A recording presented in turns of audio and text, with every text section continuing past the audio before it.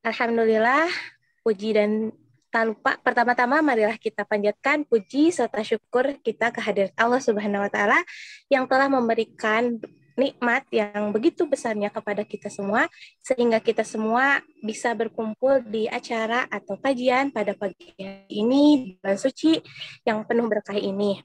Amin. Tak lupa salawat serta salam marilah kita curah dan limpahkan kepada junjungan kita, yakni Habibana wa Nabiyana wa Maulana Muhammad Sallallahu Alaihi Wasallam. Tak lupa kepada semoga sampai kepada keluarganya dan sampai kepada kita selaku umatnya. Perkenalkan, saya Hilda Huriatunisa. Insya Allah pada pagi hari ini diamanahi menjadi MC untuk kajian pada minggu ini. Ada beberapa susunan acara yang akan dilangsungkan pada pagi ini. Yang pertama pembukaan, yang kedua tilawatul Quran, dan yang ketiga kajian, keempat doa serta penutupan. Agar tidak mengulur waktu lebih lama lagi, mari kita buka kajian hari ini dengan pengucapan bismillah bersama-sama. Bismillahirrahmanirrahim. Selanjutnya kita lanjutkan kepada acara yang kedua, yakni pembacaan tilawatul Quran oleh saudari Rizka Nasihi Saiputri. Mangga waktu dan layar saya persilahkan. A'udzu billahi minasyaitonir rajim. Bismillahirrahmanirrahim. Ya ayyuhalladzina amanu kutiba alaikumusiyam kama kutiba alal ladzina min qablikum la'allakum tattaqun. Ayyaman ma'dudat faman kana maridan aw ala safarin fa'iddatun min ayyamin ukhra wa 'alal ladzina yutiqunahu fidyatun ta'amu miskin faman tatawwa'a khairan fahuwa khairul lahu wa antasumu khairul lakum in kuntum ta'lamun. Syahrul Ramadan alladzi unzila fihi al-Qur'anu hudan lin-nasi wa bayyinatin minal huda wal furqan. Fama syahida minkum asyahra falyasum wa man kana maridan aw ala safarin fa'iddatun min ayyamin ukhra yuridullahu bikumul yusra wa la yuridu bikumul usra wa litukabbirullaha ala ma hadakum.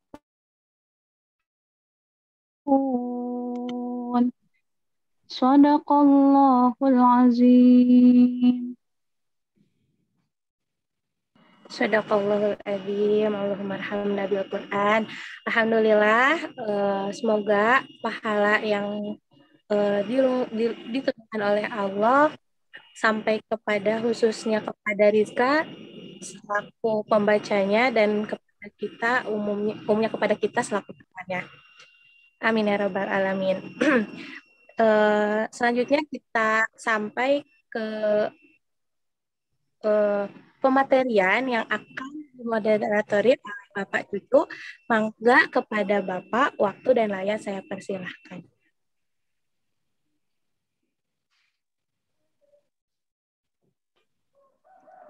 Terima kasih MC. Assalamualaikum Pak Kiai. Waalaikumsalam warahmatullahi wabarakatuh.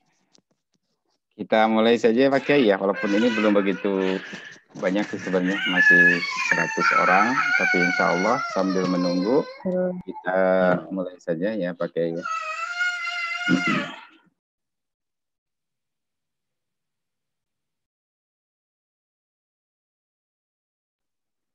Bismillahirrahmanirrahim. Assalamualaikum warahmatullahi wabarakatuh.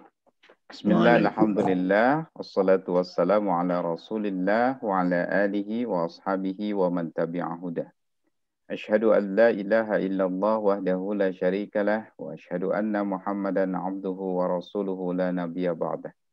Allahumma salli wa sallim wa barik ala sayyidina wa maulana Muhammadin wa ala alihi wa ashabihi ajma'in, amma ba'du. Pertama-tama marilah kita panjatkan puji syukur kehadrat Allah Subhanahu wa taala atas limpahan rahmah, hidayah, inayah serta nikmat-nikmat yang Allah berikan kepada kita semua. Salawat serta salam semoga tetap tercurah limpahkan teruntuk habibana wa nabiyana Muhammad sallallahu alaihi wasallam, kepada para keluarganya, para sahabatnya dan seluruh umatnya termasuk kita semua insyaallah hingga akhir zaman. Hadirin hadirat rahimakumullah. Terima kasih sudah bisa bergabung acara Zoom ini. Pertama Prof. Karim, syukran katsiran, jazakumullah khairan katsiran. Alhamdulillah Bapak-bapak, Ibu-ibu, adik-adikku sekalian, kita sudah masuk bulan suci Ramadan. Mudah-mudahan Ramadan ini lebih baik daripada Ramadan sebelumnya buat kita. Kita lebih optimal dalam mengisi detik-detik, setiap menit, setiap jam, setiap hari dari bulan suci Ramadan ini. Kita tidak libur ya kuliah subuh, bahkan insya Allah akan lebih semangat lagi ya. Ini dalam rangka mengisi bulan suci Ramadan juga untuk menambah ilmu pengetahuan tentang Ramadan juga, insya Allah akan lebih bermanfaat bagi kita semua. Karena itu khususnya kepada adik-adikku sekalian, semangat ya, join terus acara kita ini ya dari awal sampai akhir dengan penuh semangat ya, jangan sambil tiduran gitu ya. Biasanya habis sahur itu, habis subuh biasanya tidur lagi ya. Harusnya kita isi dengan kegiatan-kegiatan yang bermanfaat ya, termasuk di dalamnya adalah kuliah subuh. Alhamdulillah di hadapan kita sudah hadir, alhamdulillah dalam keadaan sehat walafiat. Sehat ya Pak Kiai ya? Alhamdulillah sehat Pak Cucu. Nah, insya Allah Pak Kiai akan melanjutkan kajian tafsir Tarbawi Quran surat Al-Alaq ayat 8 sampai 14. Kalau begitu, seperti biasa, ada sesi nanti setengah pertemuan, ada sesi tanya jawab. Bagi yang ingin bertanya, dipersilahkan bisa langsung menulis di kolom chat seperti itu. Saya kira untuk memperluas kesempatan, saya langsung berikan waktu dan kesempatan seluas-luasnya kepada guru kita semua, Kiai Haji Dr. Am Abdus Salam MPD. Kepada beliau disilahkan. Bismillahirrahmanirrahim. Assalamualaikum warahmatullahi wabarakatuh. Waalaikumsalam. Alhamdulillah allazi farada alaina siyam wa hassana fi syahrihi alal iksar minal khairati wal qiyam. Wassalatu wassalamu ala rasulillah sayyidina Muhammadin wa ala alihi wa ashabihi wa man tabi'ahudah.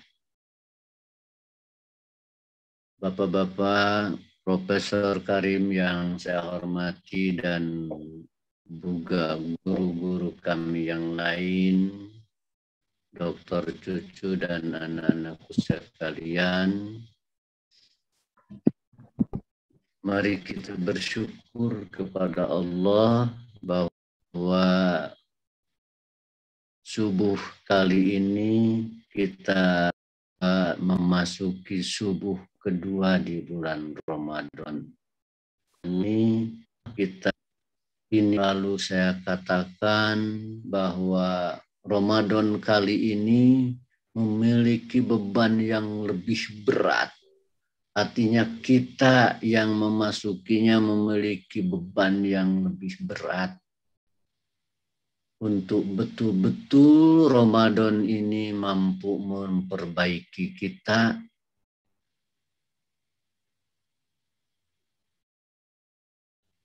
Ada hasil penelitian yang saya ungkapkan minggu lalu bahwa Microsoft melakukan penelitian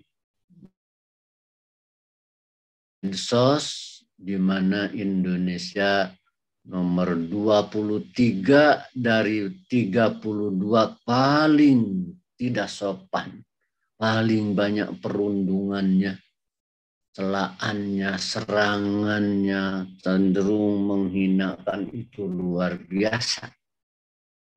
Ini tentu menjadi beban tersendiri untuk memasuki.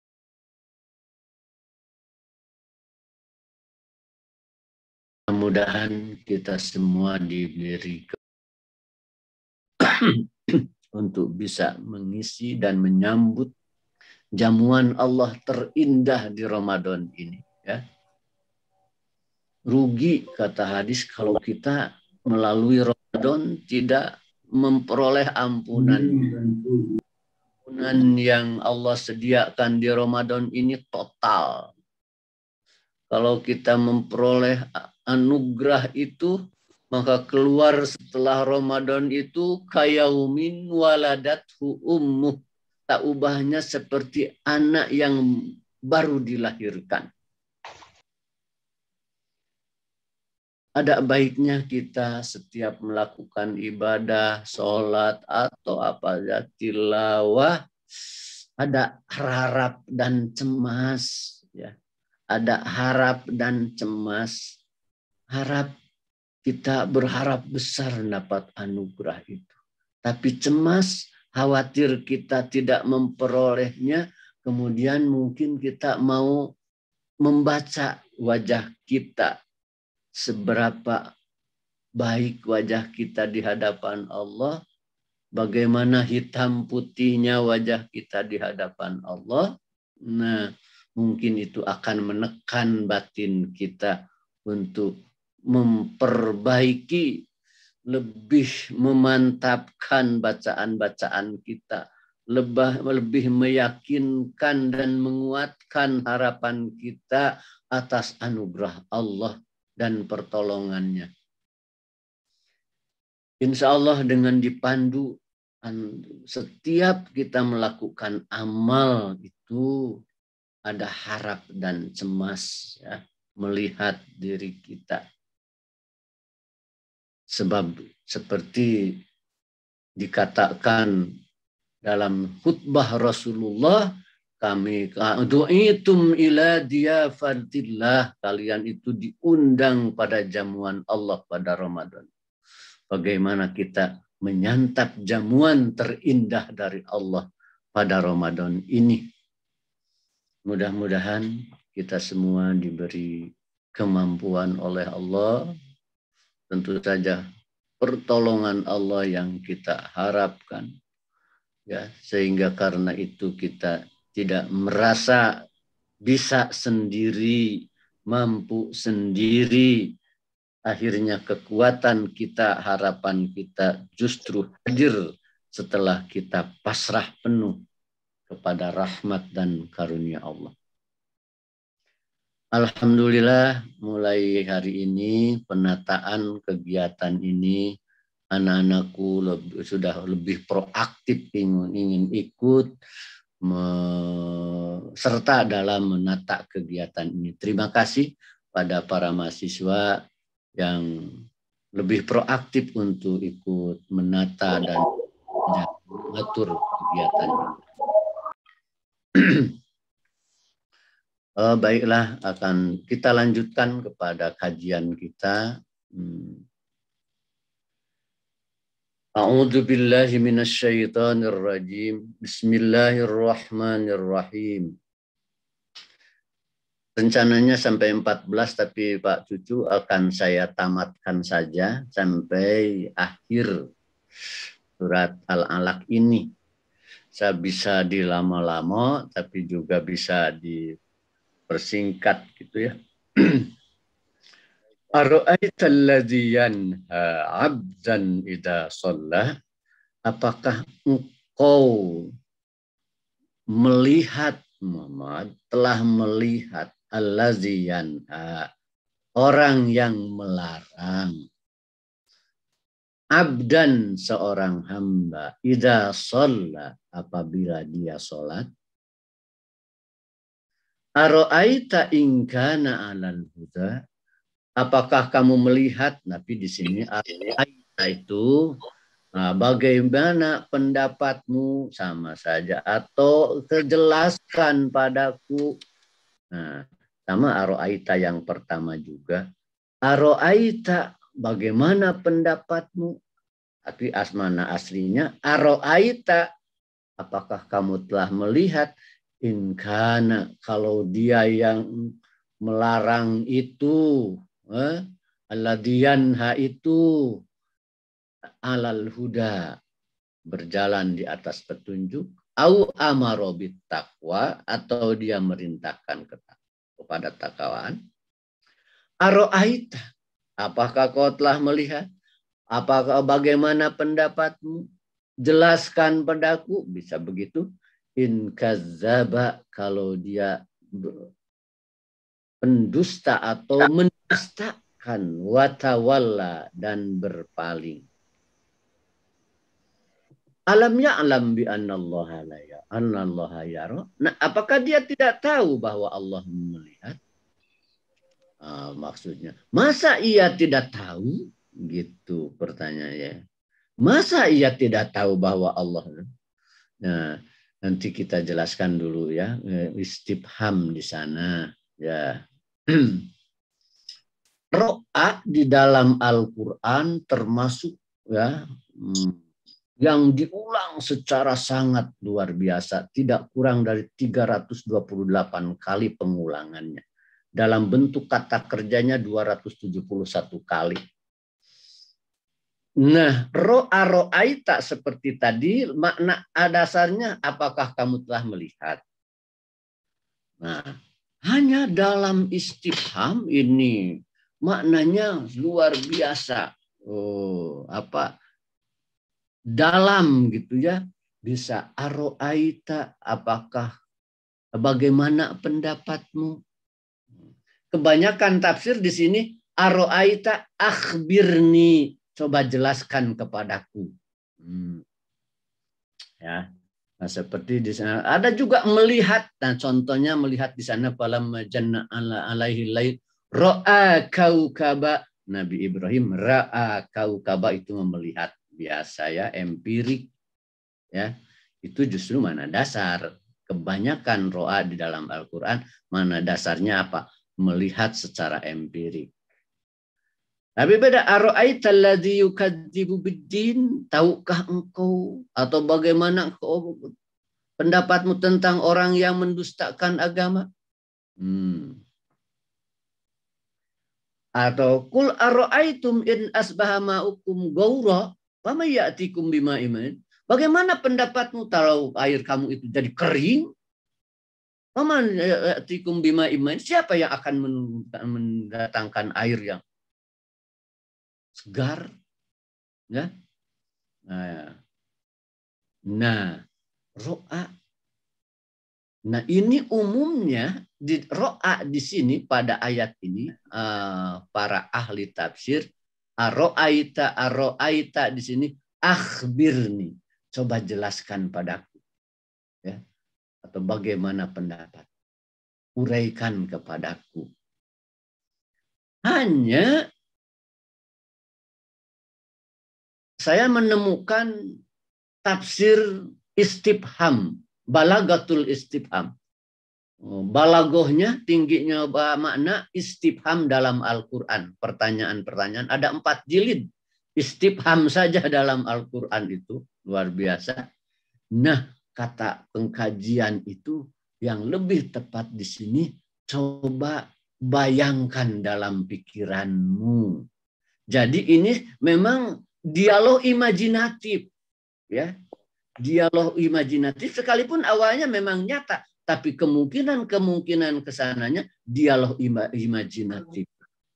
Coba bayangkan ya tentang orang yang melarang kepada hambanya abdan dan hak.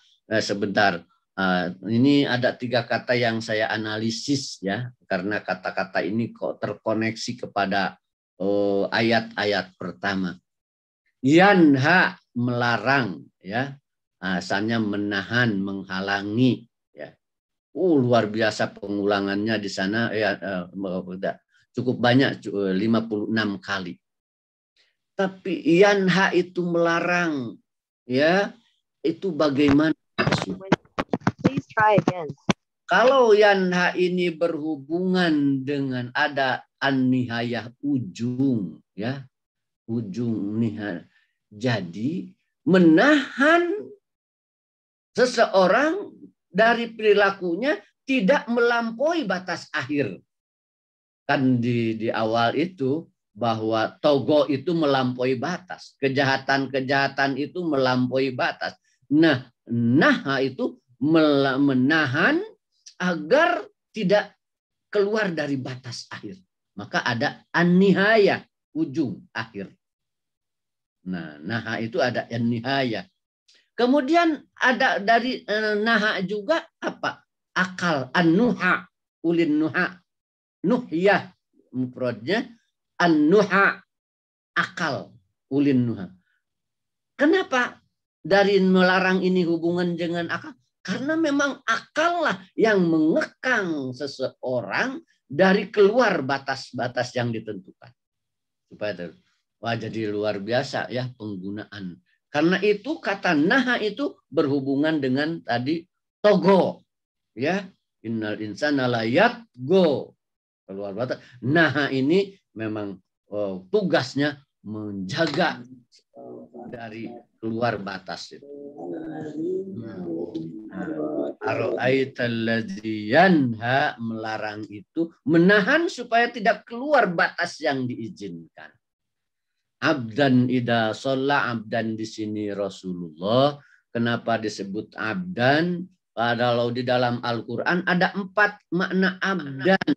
Ya, hamba sahaya, hamba Allah, ciptaan, dan hamba dunia. Seperti contoh yang pertama, al-hurru bil hurri wal abdu bil abdi, itu hamba sahaya. Ya. Subhanalladzi asra bi abdihi, itu hamba Allah, hamba yang betul-betul kekasih Allah. Atau juga yang ayat yang ketiga, in kullu min man fis samawati wal ard illa atir rahmani abda. Abda di sini adalah ciptaan saja, sebagai ciptaan saja, sebagai makhluk. Nah, pada dalam Al-Quran wa abadat togut. Nah, itu hamba menghambakan kepada togut, kepada apa saja. Itulah makna hamba yang ada di dalam Al-Quran. Ya.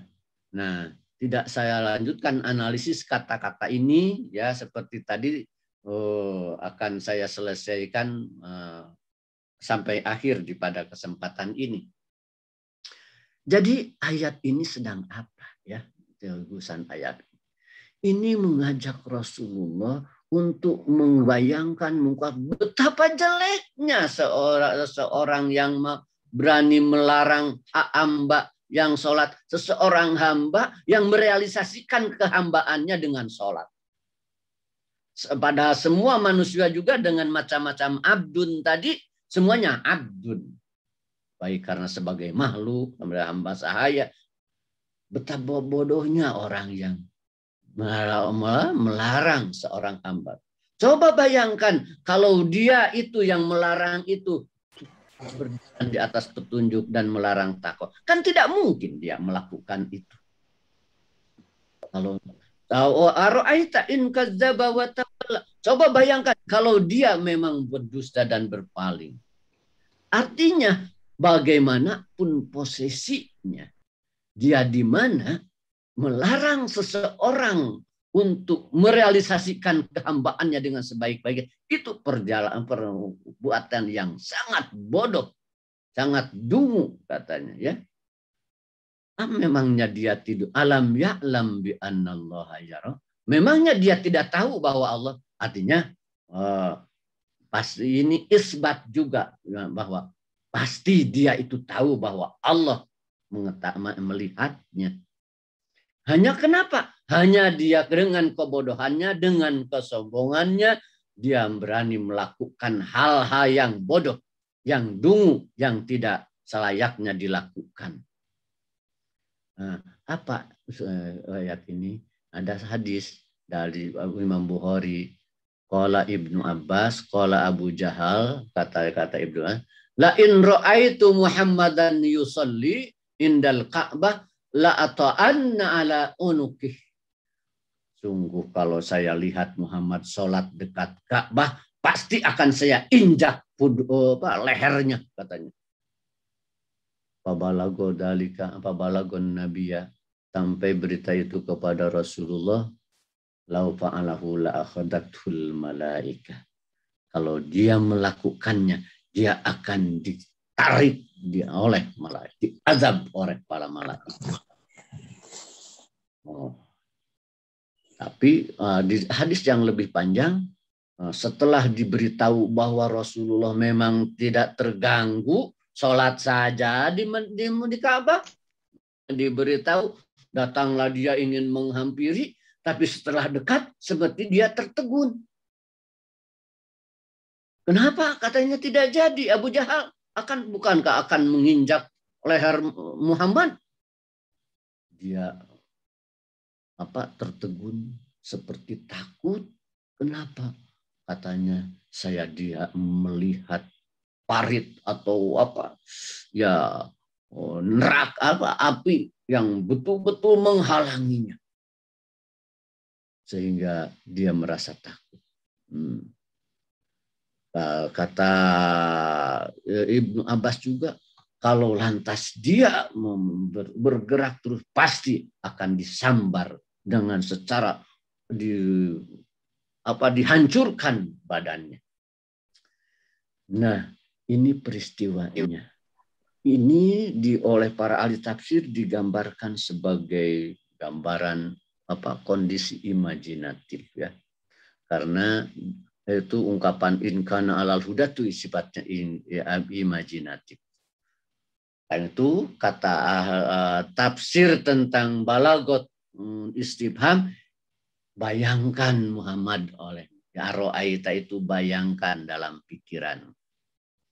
Lantas apa maksud ayat ini? Fal maksud min hadhil ayat al-karima allati taqarrara biha labdu ra'aita, yang dimaksud dengan ayat ini di mana mengulang-ulangi kata ra'aita ini tasliyatun nabi, ini melipur rara Rasulullah, menghibur Rasulullah, dan pantas kaget melihat orang itu ya, yang asarra ala kufri wa asarul baga ala rusy, yang betul-betul gigih dengan kekufurannya, dan juga sekaligus ancaman bagi dia yang menghalangi Rasulullah itu dengan ancaman yang sangat berat, bahwa semuanya akan didapatkan balasannya karena Allah terus mengawasinya secara pasti.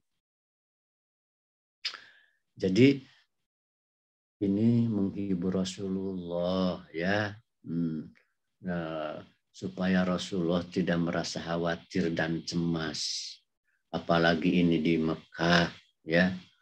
Kalau anak didik kita masih mendapat kesulitan, musibat, kemudian ya, dan diketahui orang yang mengganggunya, atau anak kita saja ya mendapat kesulitan dari kawan-kawannya, maka apa nasihat kita? Nah, biarlah mereka kan orang tidak tahu. Nah, dia akan celaka dengan amalnya sendiri. Begitu Allah menasihat. Inilah nilai edukatifnya. Cara Allah betul-betul merawat pikiran dan perasaan Rasulullah itu dengan sangat intens. Sehingga dalam ayat lain kadang-kadang Allah mengatakan walaqad na'lamu annaka yadiku sadruka bima yaqulun. Muhammad, kadang-kadang kami melihat dadamu sempit kepada Rasulullah luar biasa, ya. Fasabbih bihamdi. Muhammad, tasbih saja Muhammad. Nah, inilah pendidik itu begitu sejauh itu merawat amal kekasihnya.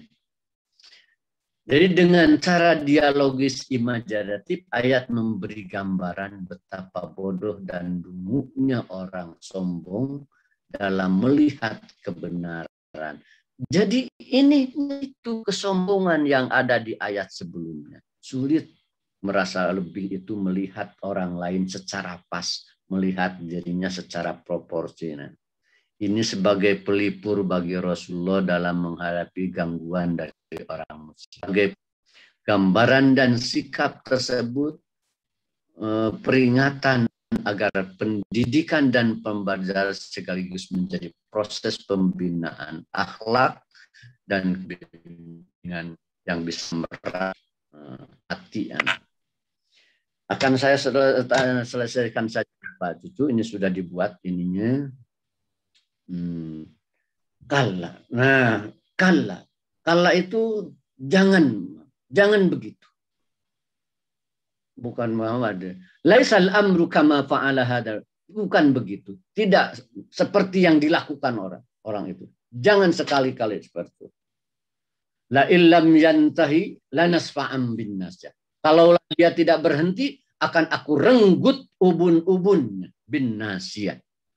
Jelaskan nasihat itu gimana? Nasihatin kadibatin khati'ah. Nasihat ubun-ubun yang pendusta, yang bersalah, khati'ah. Khati'ah dia. Silahkan dia undang kelompoknya, klubnya Nadia itu. Sanad Jabaniyah. Nascaya kami akan panggil Jabaniyah. Malaikat penjaga neraka. Kalla, tidak. Sekali-kali bukan begitu. La tuti'hu. Muhammad tidak boleh taat. Tidak boleh melakukan apa yang dia. Wasjud. Sujud saja. Waqtarib. Dan dekat saja kepada Allah. Nah, di sini ada sedikit penjelasan. Kenapa yang menarik ini? Kok yang direnggutnya asap itu yang perenggutannya itu an-nasiyah. Asap itu al-jadbu bisyiddatin ala sabilil idlal walin. Merenggut, menarik dengan kasar gitu kali untuk menghinakannya. An-nasiyah al-khati'ah. Nah ini ubun-ubun. Mubalaghatun fi ta'ammudi hadal insan lirtikabil munkar. Jadi disebut nasiyatin kadibah, ubun-ubun pun dusta dan yang bersalah, bahwa kesalahan itu dilakukan secara amat sengaja oleh orang itu. Yang nadiah itu asalnya tempat al-makan, tempat berkumpul nadi itu. Tapi kemudian dimaksud orangnya. Kalau Zabaniyah itu para malaikat. Nah, di sini ada kajian agak mendalam atau ya istilahnya kajian ilmiah oleh para ahli. Yang menarik di sini tentang apa itu ubun-ubun ya, an-nasiyah. Kok yang direnggutnya an-nasiyah, ubun-ubun, dan nasiyatin kadibatin khati'ah, ubun-ubun yang mendusta dan juga salah. Ini ada hasil penelitian para ulama akhir-akhir ini, bahwa wilayah yang bertanggung jawab tentang kedustaan itu adalah ad-dimag, otak. Ya. Otak bagian depan, an-nasiyah, ubun-ubun, itulah justru yang paling bertanggung jawab. Juga bahwa otak ini yang tunsyid bikulli bisyaklin syawin ala as, yang menggerakkan dengan sangat kuat terjadinya tindakan kesalahan. Nah, karena itu mereka menemukan bahwa hakikat ilmiah tu'akid anna amaliyatil kadhib wal khata timbi. Proses pendustaan dan kesalahan ini terjadinya di ubun-ubun katanya. Ini dengan cara apa? Ini mereka melihatnya dengan cara atau menggunakan perangkat pemindai magnetik katanya. Sehingga ditemukan dari otak itu bagian ubun-ubun inilah yang menentukan tindakan seseorang. Kemudian dihubungkan hasil penelitian itu dengan ayat kayak ini. Kalala ilam yantahi lanasfa'an bin nasiyah. Apakah ubun-ubun itu hanya yang berdosa? Oh tidak. Dalam penelitian ini juga. Nah di sebelah kirinya an-nasyah wasiqqah bin nafsi. Justru inilah di ubun-ubun ini juga yang justru memiliki kekuatan untuk seseorang berpegang pada kebaikan, ya,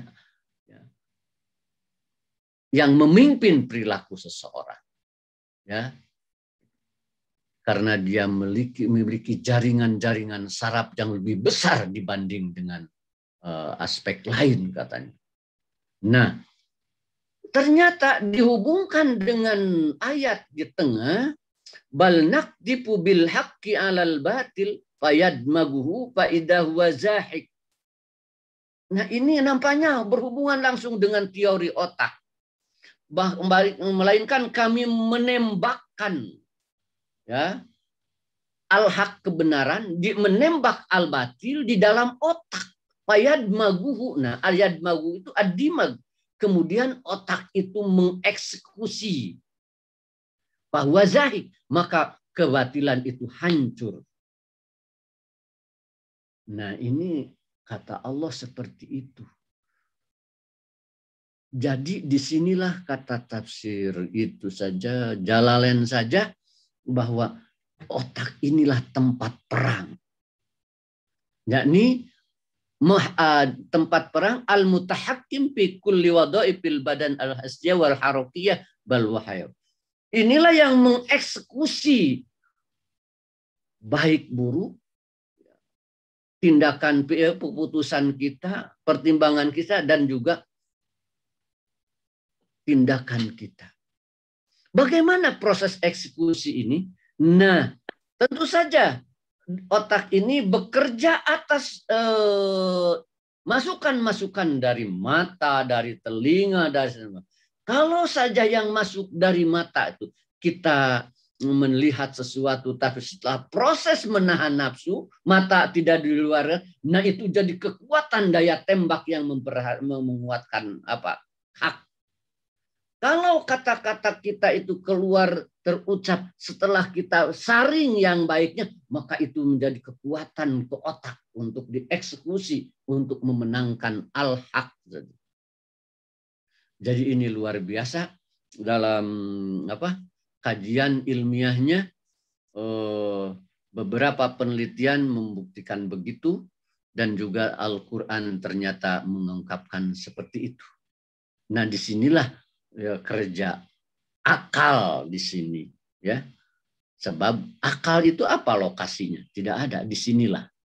Dan juga hati di sini, ya. Hanya terjadi peperangan seperti kata tafsir Jalalain saja. Nah, dari sini kita bisa melihat ada bimbingan, ya, secara keseluruhan. Kita simpulkan saja, ya, dari surat Al-Alaq itu pembinaan dan peningkatan. Dari Al-Alaq pertama ini, pembinaan dan peningkatan kemampuan literasi harus terintegrasi dengan sistem keyakinan. Kenapa literasi? Iqra, kalau dikaji secara lebih luas, ternyata ini sama insya Allah dengan makna literasi dalam membaca dalam arti seluas-luasnya, memaknai dan juga mengungkapkannya. Mengapresiasi kehadiran dan indahnya kebesaran Allah harus menjadi ujung dari proses pendidikan dan pembelajaran. Pembelajaran apa? Pembelajaran apa saja. Jadi ini berbeda dengan isu sekarang bahwa dalam pelajaran agama jangan terlalu banyak akidah katanya ya, karena akan mengakibatkan radikalisme. Nah, ini berbeda sekali. Adanya pelanggaran dan kejahatan tidak terlepas dari persepsi dan konsep diri manusia yang tidak terkoneksi kepada sistem keyakinan atau akidahnya. Nah, seperti Togo yang telah dijelaskan. Otak manusia merupakan ruang mesin yang mengendalikan pertimbangan, keputusan, dan tindakan manusia, atau tempat perangnya antara hak dan batil.